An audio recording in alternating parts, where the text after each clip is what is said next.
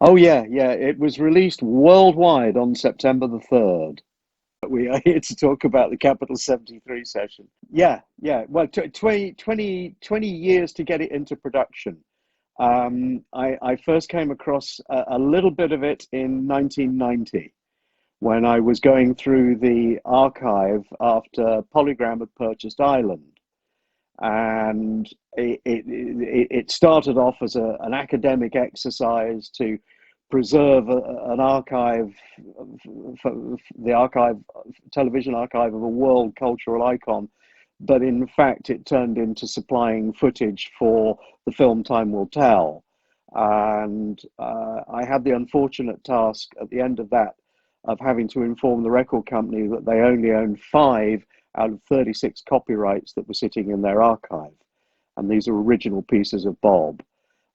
It just wasn't the done thing in those days to spend any money on an artist. And so all of the copyrights were owned by individuals who, for one reason and another, film Bob invariably at their own expense. And so the I found a shred of it, and I wasn't able to find out any more about it. It didn't fit in anywhere else with there was because there was a lot of repeat information in the archive.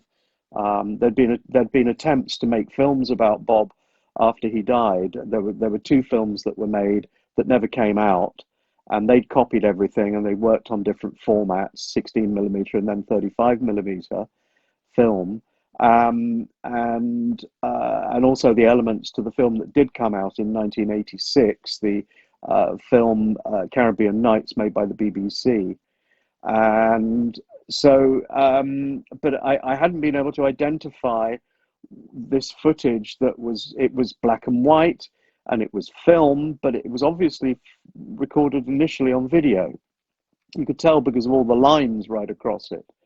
525 NTSC, which is the American format. And so 8 years passed because I'd done my job as far as the record company were concerned. They didn't want to know anymore. And so I went home and carried on with my life. And then in 1998, I was asked to work on the film of the making of Catch a Fire in the classic album series, and that required footage from that period. And in the meantime, I'd found out more about this footage, and I was able to go in search of the man who filmed it.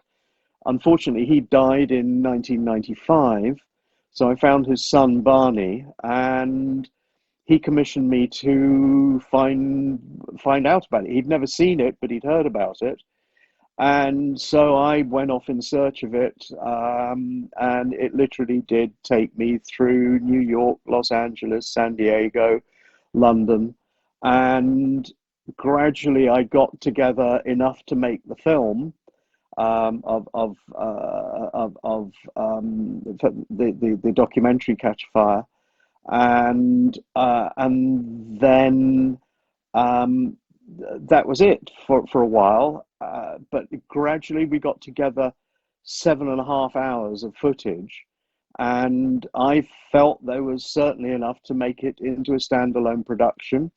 Unfortunately, others, well, at the time, there was a certain amount of enthusiasm, but then nothing happened.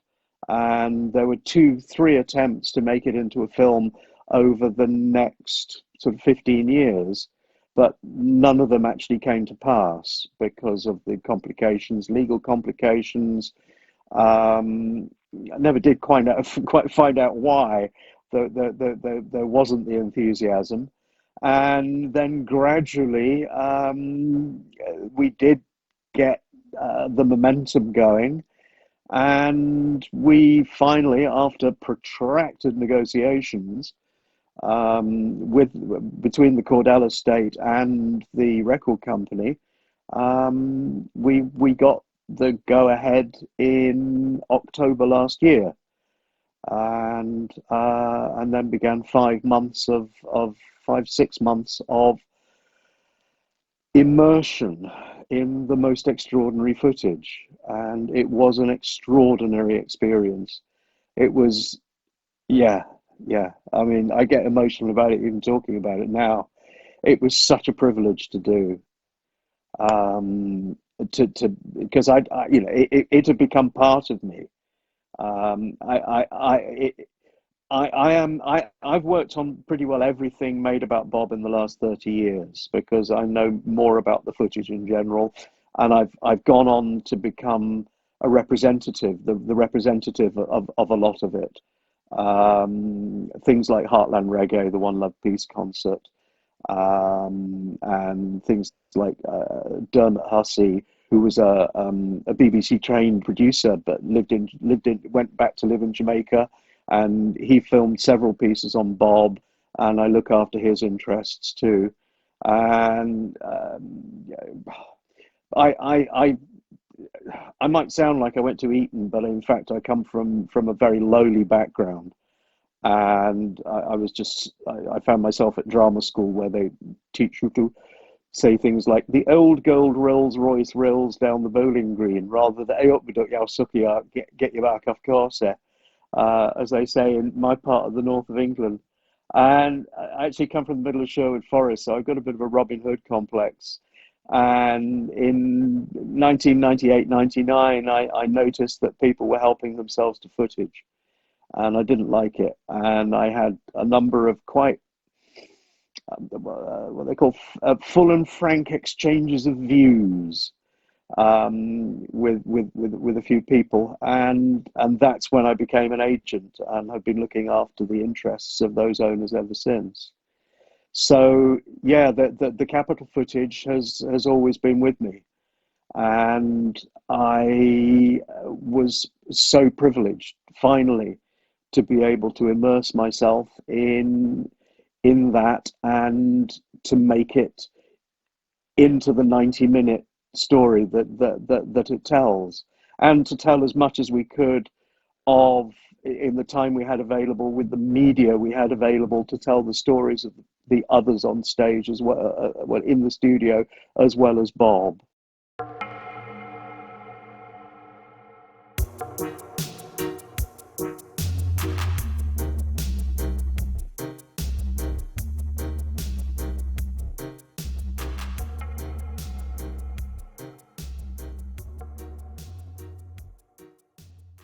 Well, Catch a Fire was the first, Burning was the second.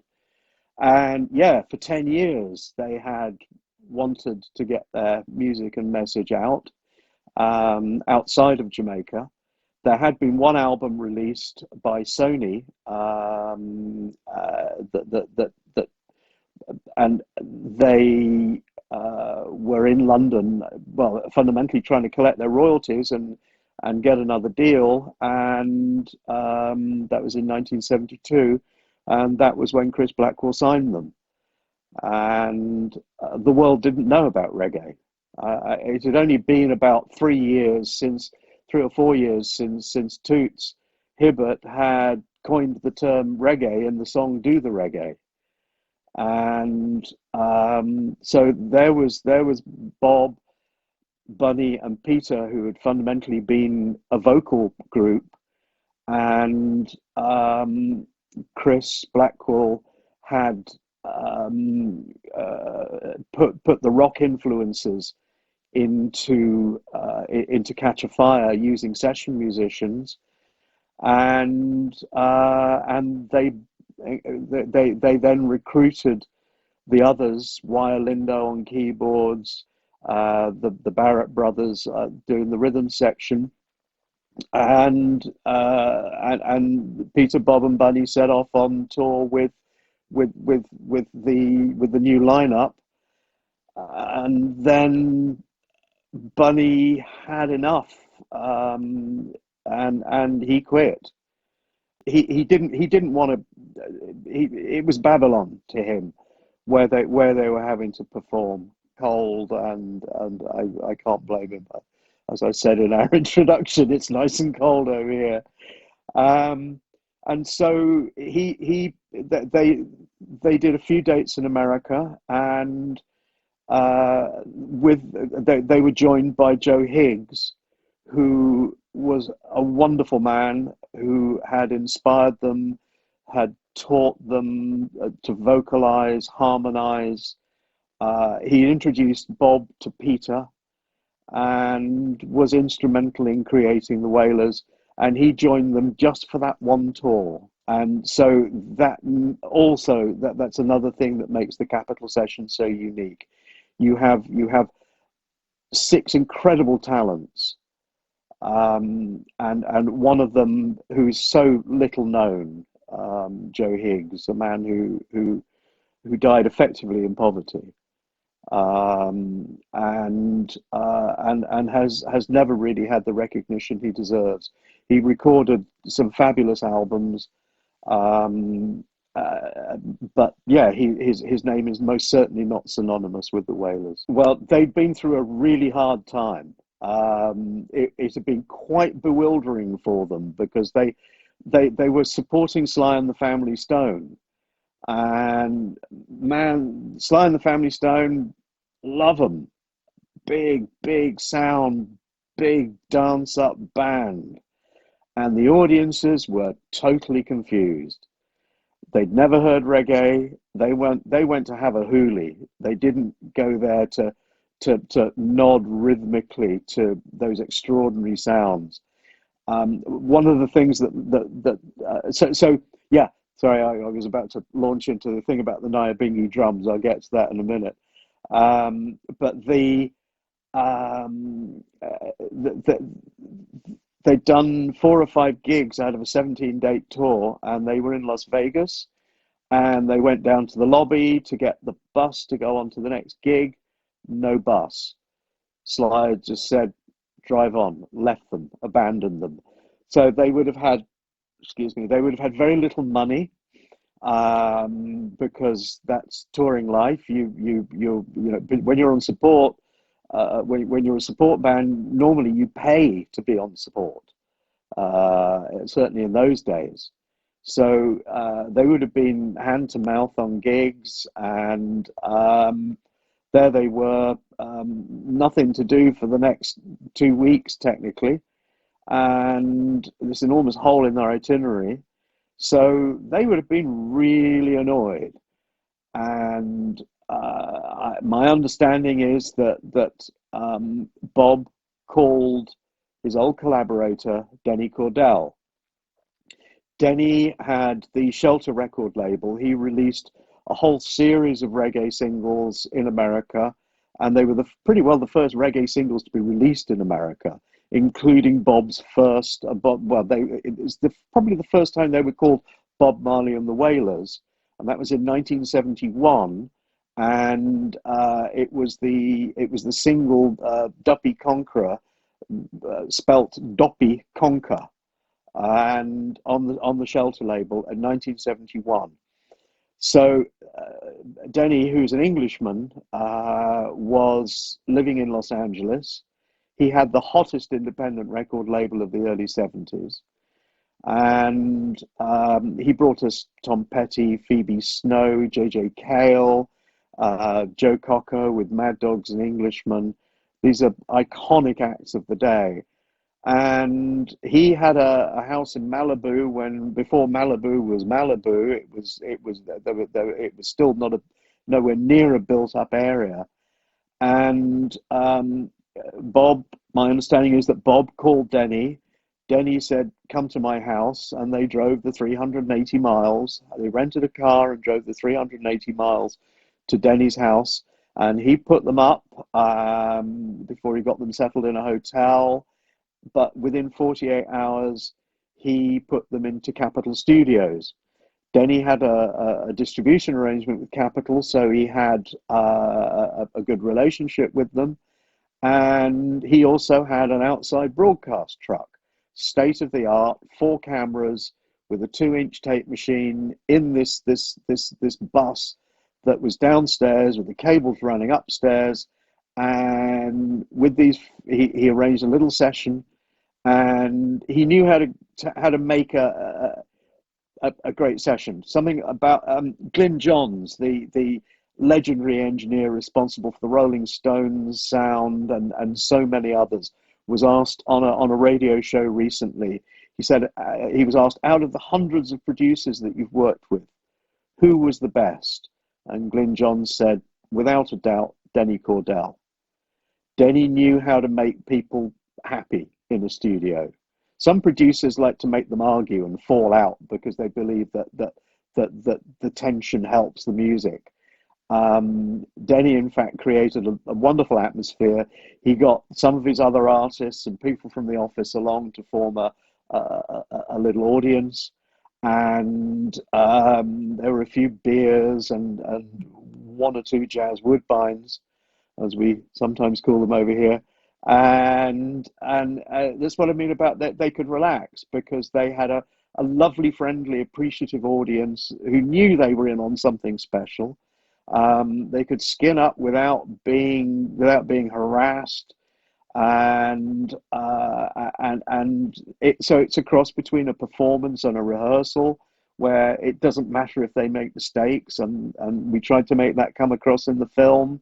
Well, the result is there, it's the only recording of on film of the band playing Nyabinghi drums, of Bob and the Wailers with Nyabinghi drums, and it's particularly touching to me because it has Joe Higgs there, because it was Joe that taught them so much. And there is a beautiful sequence that we it well, it shouldn't give away the secrets, but it didn't really happen like that at the time, but we edited it together to make it into a longer sequence where they're rehearsing the vocals.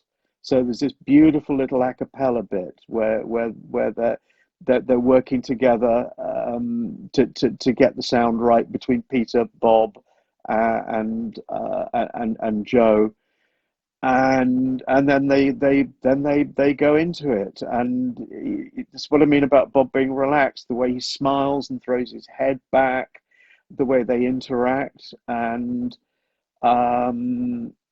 it's just beautiful to see those red, yellow, and green drums like that.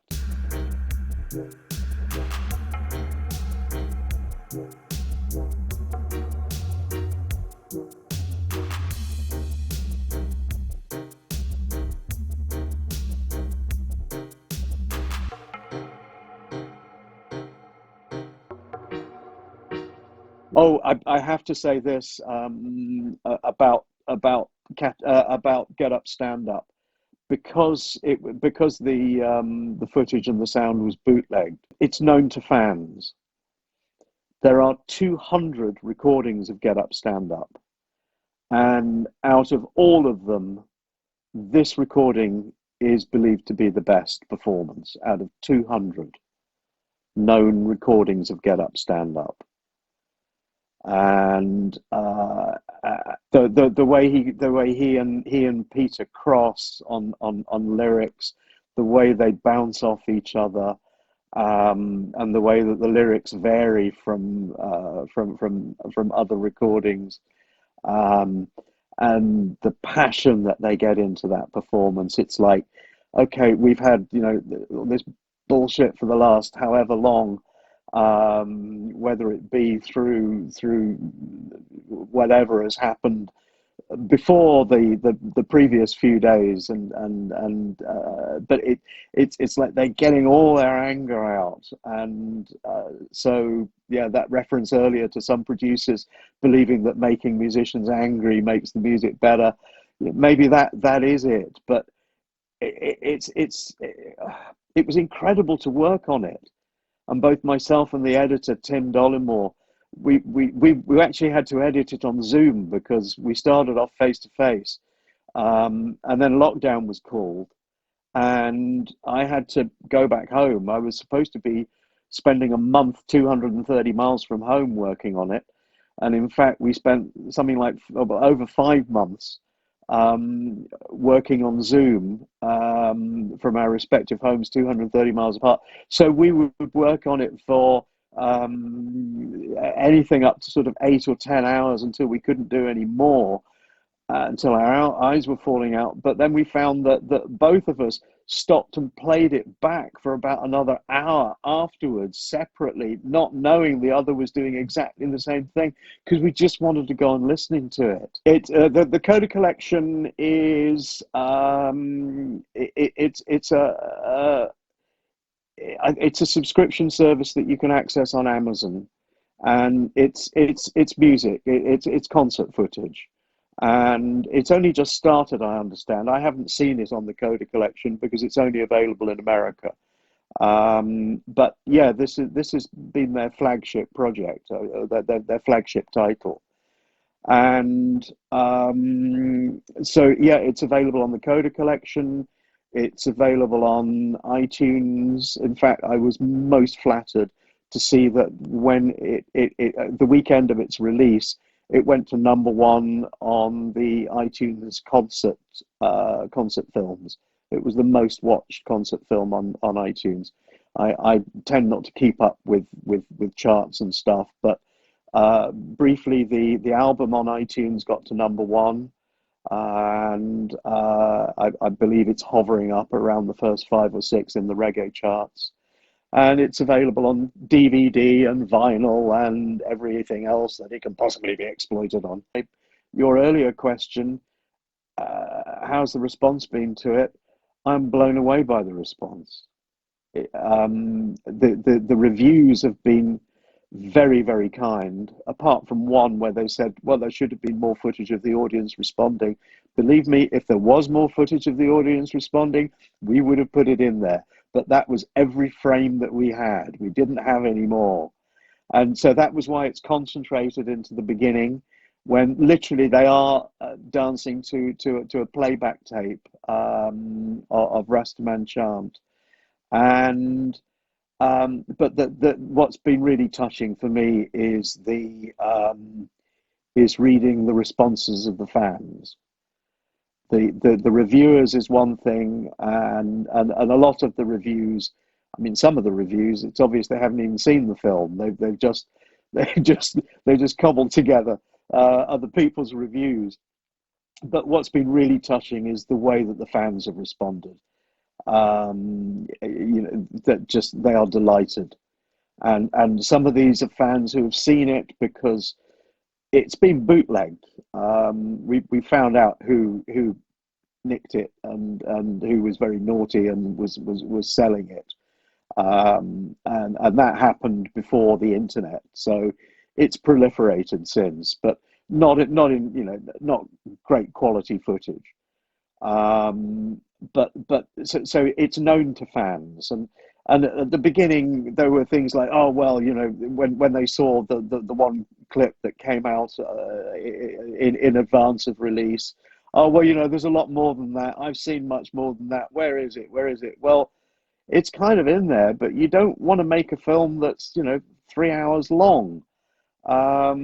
We've given the taste of it.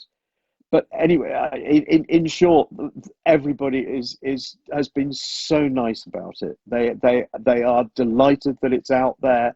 They appreciate the quality of the visuals that the restoration, and I used to work with rock and roll bands on the road, and so I know what it's like to be in a rehearsal, and and that's what I hope that we put across, that it's like being there. I'm independent. I used to make the joke that I'm unemployable.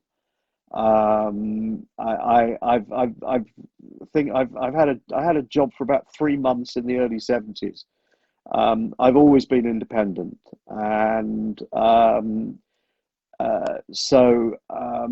but well, I even it was as an independent that I went through the archive.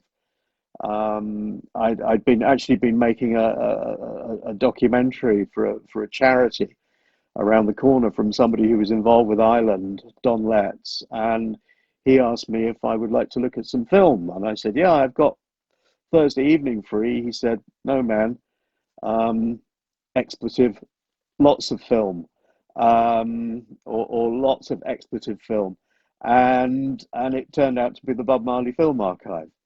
And so there were over 1,000 reels, and it took me 7 months to get down to the bottom of what was there and what it all meant, and to track down who owned what. And yeah, and then the corporation, having found out they only owned five out of 32, 36, something like that, copyrights that were present in the archive, that they own that few, went, right, thanks, goodbye. And I went, but, and they went, goodbye. And that was it. So, yeah, it's been great to work alongside Mercury Studios, and to have them be so supportive. But yeah, I'm a gun for hire.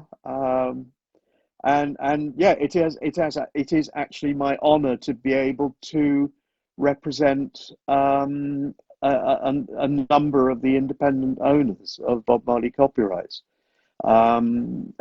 So I've worked as researcher, I've worked as consultant, I've worked as producer, but I've never been able to direct anything before. But the Capital 73 was produced by the estate of Denny Cordell, specifically his son Barney, and Barney asked me if I would direct it, because it's so much in my heart. And we had to fight a bit on that. We didn't like the idea of giving it away to people who, for them it was just another job. So we kept it in house, and I hope that comes across. It's really an honour for me to have turned it into something that has received so much appreciation. Oh yeah, well, my website, Arcurate, ARCURATE .net, like accurate, but arc, cross between archive and curate and accurate. .net has a couple of stories on there. We're going to be having more coming up. I'm going to be listing all the things that I represent, and telling some of the stories about my life in rock and roll. I was on the road for, well, effectively a decade. I worked with when it comes to reggae, I put a tour together for Big Youth with Dennis Brown in support, Sly and Robbie on rhythm for both bands. That was in the UK, and I loved reggae anyway, but that was where I really, really began to love reggae.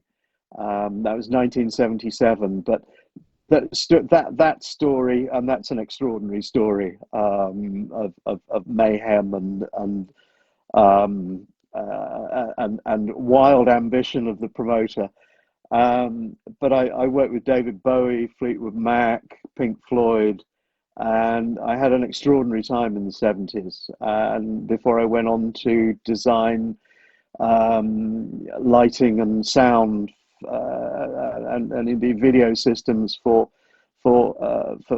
clubs, including a place called the Hacienda that started the rave culture, Manchester's Hacienda.